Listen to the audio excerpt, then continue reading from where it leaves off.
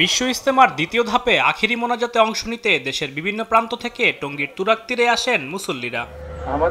আমাদের মধ্যে রেখে বাদ ফজর মাওলানা ফারুকের আম বয়ানের মধ্য দিয়ে শুরু হয় তৃতীয় দিনের আনুষ্ঠানিকতা। এরপর হেদায়েতের বয়ান করেন মাওলানা আব্দুর রহমান। এ সময় খিত্তায় অবস্থান নিয়ে ইসলামিক দিক নির্দেশনা শুনেন মুসল্লিরা।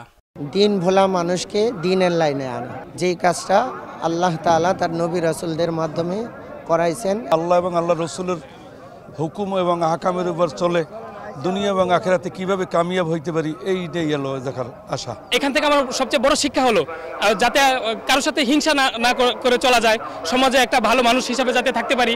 পরে মাওলানা ইব্রাহিম দেওলা নসিহতের পর শুরু হয় আখিরি মোনাজাত।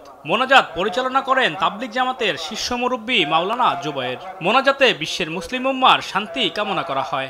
আল্লাহ পাক যেন সারা বিশ্বের সকল মুসলমানদেরকে শান্তির ফয়সালা করে, শান্তির ব্যবস্থা করে। খাস করে আমাদের বাংলাদেশের সকল মুসলমান, ধর্মপ্রাণ মুসলমান সকলকে যেন আল্লাহ পাক শান্তির ব্যবস্থা করে। আমাদের বাচ্চারাও যাতে পরবর্তী প্রজন্ম যাতে দিনের প্রতি ঝুঁকে ইসলামের পথে যাতে চলে, এই জন্য আসছে এখানে কিছু শিক্ষার জন্য।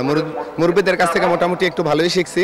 আখিরি মোনাজাতে দুনিয়াবি সব পাপমোচনে দুহাত তুলে আল্লাহর কাছে ক্ষমা চান মুসল্লিরা। দেশ ও পরিবারের সমৃদ্ধিও কামনা করেন তারা।